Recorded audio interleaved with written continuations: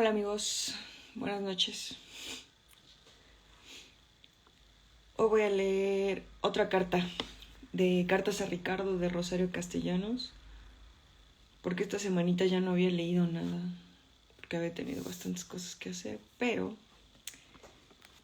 ya hoy voy a leer. Y empieza así. SS Argentina, 9 de octubre de 1950. Mi querido Ricardo, hoy es lunes. Hasta el jueves en la noche o viernes en la mañana no llegaremos a Tenerife. Pero yo he querido empezar a escribirte desde ahora porque no soporto ni un día más sin ponerme en comunicación contigo. Me haces mucha falta y todo el tiempo no hago otra cosa más que pensar en ti y recordarte y desear estar contigo. Nunca pensé que se pudiera necesitar tanto a nadie como yo te necesito a ti. Hágame el favor, no me olvide. Sería horrible para mí. Es tan difícil encontrar a alguien con quien uno se lleve tan bien y las cosas sean perfectas.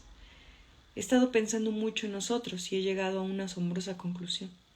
Lo amo y estoy dispuesta a esperarlo todo el tiempo que sea necesario. Hasta un año, y esperarlo sin necesitar, mientras tanto, a nadie más.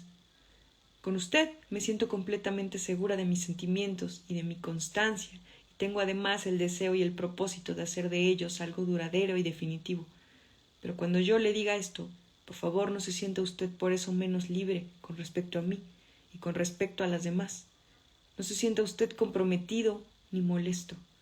El hecho de que yo lo ame no varía en lo más mínimo por el hecho de que usted no me ame tanto ni en la misma forma que yo. He descubierto además otra cosa, que yo, por temperamento, soy celosa, y con usted lo soy y bastante, pero no tanto como para no tolerar el saber lo que usted hace. Si usted tiene confianza en mí y me lo cuenta, yo no defraudaré su confianza, tomando después sus confidencias como base para reproches. Y que además yo quisiera que me hiciera esa clase de confidencias por algo, porque así lo conoceré mejor en un aspecto que es muy importante, porque de esa manera sabré qué es lo que a usted le gusta o le disgusta, para hacerlo primero y evitar lo segundo.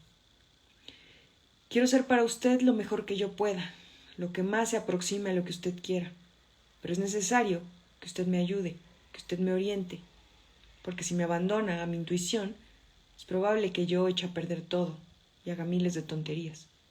Pero si usted me dice, yo seré dócil en sus manos y me abandonaré totalmente a su voluntad. Es usted la primera persona en cuya voluntad confío más que en la mía y de quien creo que sabrá escoger mejor que yo lo que es necesario hacer. ¿Ha recibido usted mis cartas anteriores? Le puse una en Cartagena, mejor dicho 2, y otra en La Guaira, y una tarjeta postal de allí mismo. No te había contado nada de nuestro desembarco en La Guaira.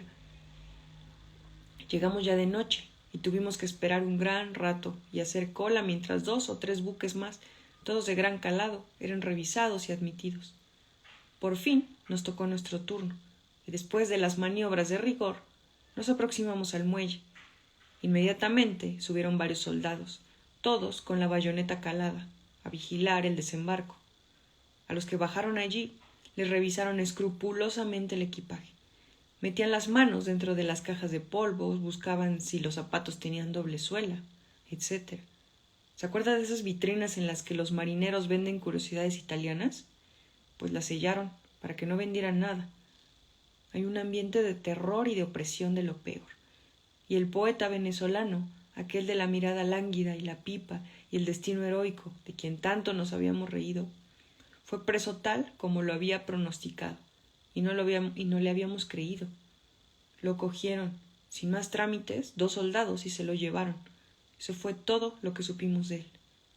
Después bajamos muy panteras a conocer la ciudad, pero antes tuvimos que sacar miles de tarjetas y permisos y autorizaciones porque no íbamos a ir así nomás. Por primera vez, en los puertos que habíamos visitado, encontramos cafés abiertos y lugares donde estar y donde poder tomar algo. En todas las infonolas, en todos los radios, música mexicana. Pedro Infante, tú, solo tú, y otras cosas. La ciudad es ligeramente horrible. No es propiamente una ciudad, es un conjunto de almacenes de bodegas, de calles llenas de tráfico, de muelles en los que hay un movimiento comercial intensísimo.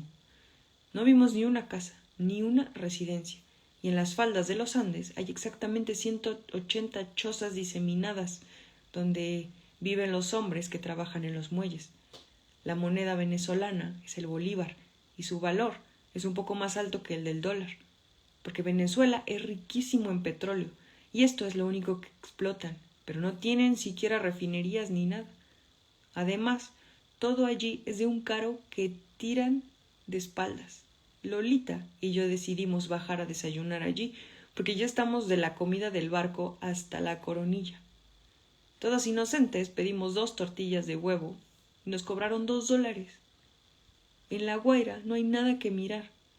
Las calles llenas de polvo, de automóviles, de camiones, y cantinas, y cafés, y negros, y cargadores como los de Veracruz, de abusados y de irrespetuosos. Y ya, de allí a Caracas. Hay 2 horas de camino, y como el barco estuvo aquí casi 24 horas, bien podíamos haber ido a conocer, pero las únicas que queríamos hacer eso éramos Lolita, Carolina y yo. Nadie más, porque algunos pensaban que corríamos el riesgo de tener un retraso en el camino y de perder el barco, y otros ya habían ido a Caracas y no les interesaba. Total, no fuimos y yo tengo mucho coraje todavía por eso. Al regreso, los soldados te preguntaban, mientras te apuntaban con la bayoneta, qué te había parecido el país. Naturalmente, le había parecido una maravilla y se respiraba un ambiente de bienestar tan grande que, si no lo reconocías, te pegaban. Pero fíjate, es el colmo. En Venezuela todo lo importan, absolutamente, porque no producen nada. Los cerillos son belgas, los huevos les llegan de Canadá, la leche que sirven en los cafés es condensada. Lo único que fabrican allí, y por cierto que es muy sabrosa, es la cerveza. En La Guaira se quedaron casi todos los europeos que venían con nosotros. Ahora vamos ya muy pocos pasajeros. Zarpamos de La Guaira el martes por la tarde.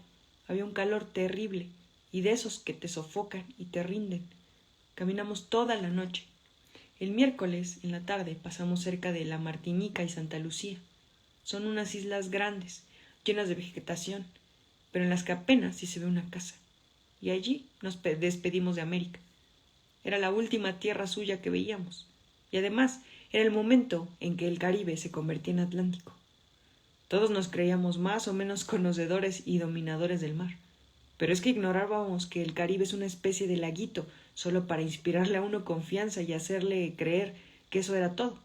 Apenas entramos al Atlántico, el barco empezó a moverse de una forma que parecía hasta una rueda de la fortuna.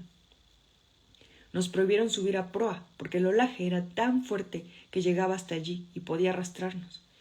Tuvimos que cerrar los ojos de buey de las cabinas, porque el agua se metía y te bañaba. Y habías de ver entonces las caras de todos, pálidos, desencajados. En las mesas que antes se veían siempre llenas, empezaron a notarse huecos. Y luego, a media comida, la gente se levantaba y se iba.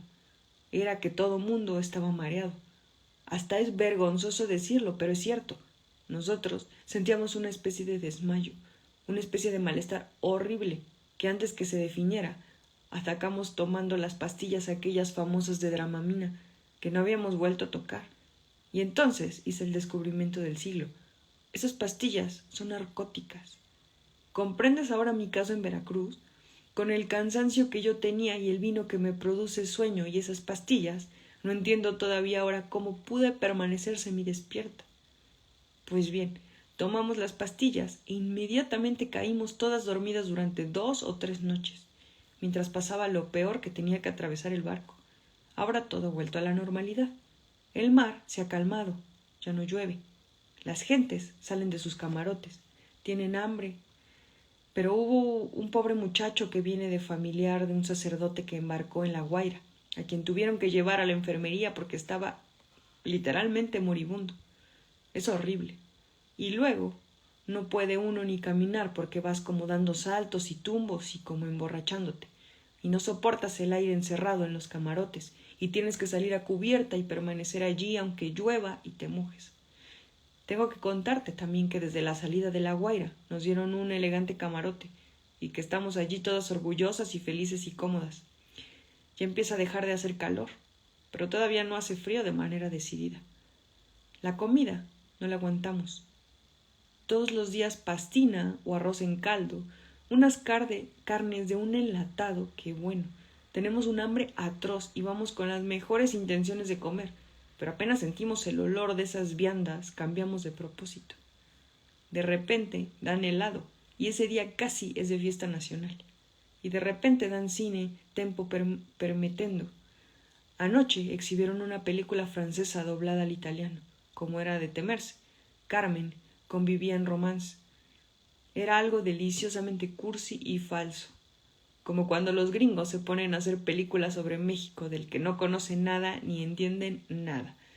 Carmen era una gitana, todo lo desnuda que eso es posible, y para demostrar que era gitana, y de paso mostrar las piernas, usaba un puñal en la liga, y se abanicaba con una gracia, con el ruedo de la falda, con todo lo que tú quieras, hasta con un abanico, y comía manzanas exactamente como Eva y como nosotros a quienes no nos dan otra fruta de postre. Y era fatal, absolutamente fatal. Y había una corrida de toros en una plaza tan grande, que el torero jamás hubiera podido llegar a los burladeros, pero tampoco el toro al torero. Y el público de esa plaza estaba tan bien entrenado que no cesaba un minuto de gritar «ole», aun cuando el torero no estuviera toreando. Era lindo. Además, no entendíamos nada de lo que se hablaba. Por fortuna, yo quedé cerca de un señor muy chistoso que todo el tiempo estuvo burlándose de lo que sucedía en la pantalla. Si no, hubiera sido un desastre. Ya hicimos las prácticas de salvamento. Consistían en ponerse uno el salvavidas y correr al posto de reunión en número 3. Nada de tirarse uno al mar ni de luchar contra tiburones, nada. El ímpetu de los colombianos ha decaído un poco. Hay que tener en cuenta que ya era tiempo, que los discos que traían ya se habían rayado de tanto ponerlos y que se han mareado. Hablan un idioma tan distinto al español como el italiano y no se les entiende nada. Sus modismos son de lo más chistoso. Dicen, por ejemplo, que son hinchas de alguien por decir que son sus partidarios. Tienen un folclore bastante rico y muy interesante. Muchas canciones, cumbias, guabinas, porros, bambucos, galeones. Y es esta música típica la que se baila también en los salones. Por ejemplo, los muchachos que vienen en el barco no saben bailar boleros ni mambos, pero sí estas cosas suyas que son lánguidas y cadenciosas y en las que apenas mueven los pies y muchas de las cuales se bailan separadas las parejas. El niño Pérez Marín se ha acercado ahora para decirme que las cartas amorosas no se escriben a máquina, pero es que él no conoce mi letra. Tiene un éxito con las casadas absolutamente inexplicable. En La Guaira sube una señora italiana, guapísima, con un niñito de 3 años, que es también muy hermoso.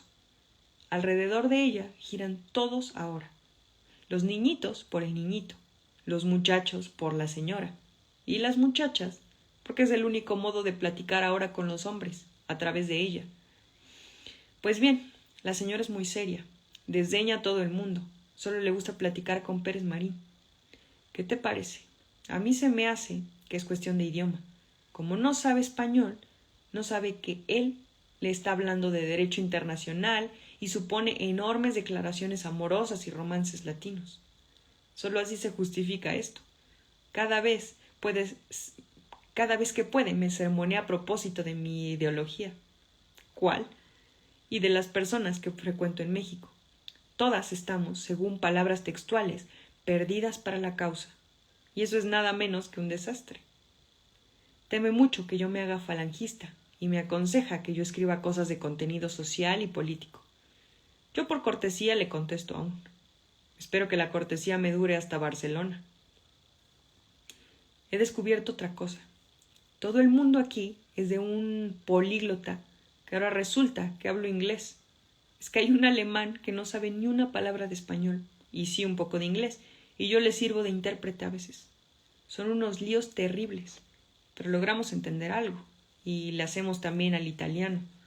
Ahora comprendo por qué usted se ponía todo furioso cuando le decían güerito. Es que en italiano, güerito, No sé cómo se escribe, nada más cómo se pronuncia. Significa enfermo.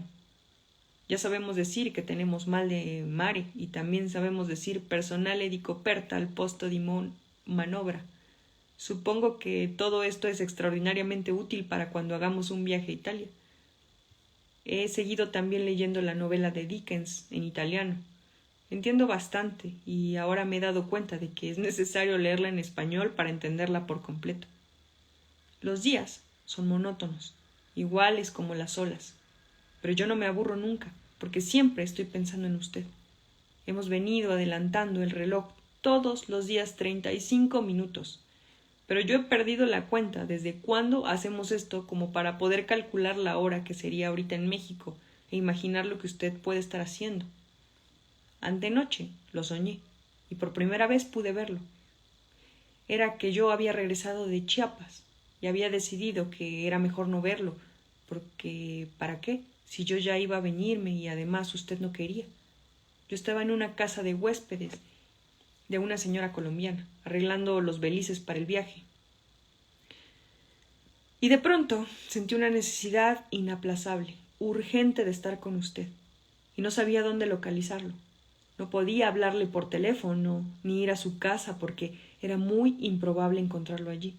Por la hora, usted estaría entonces dando sus clases en la escuela, pero yo temía ir, porque tal vez lo encontraría acompañado de alguien, y me hubiera muerto de rabia. Pero decidí, al fin, correr el riesgo de buscarlo allí, a pesar de sus compañías. Y en el momento que salí a la puerta de la casa, usted llegaba a buscarme, y nos encontrábamos y estábamos todos felices juntos. Usted me preguntaba que si me daba gusto que me hubiera ido a buscar, y yo no podía contestarle que yo también estaba buscándolo, porque estaba en un gran llanto de pura alegría. Después, usted me besaba, y en ese preciso momento desperté llorando. De veras, me da un coraje y una tristeza. Ahora, mi vida, voy a cerrar esta carta. Mañana le escribiré de nuevo y le diré otra vez que lo amo y lo amaré más aún que hoy. Su niñita que lo ama cantidades locas, Rosario. Listo, mixes. Esa es la carta número 8, me parece, de Cartas a Ricardo, de Rosario Castellanos. Espero que les haya gustado. En un ratito voy a leer una carta a Clara Aparicio en Twitter, por si se quieren pasar para allá. Y pues ya eso es todo, mixes. Gracias. Nos vemos.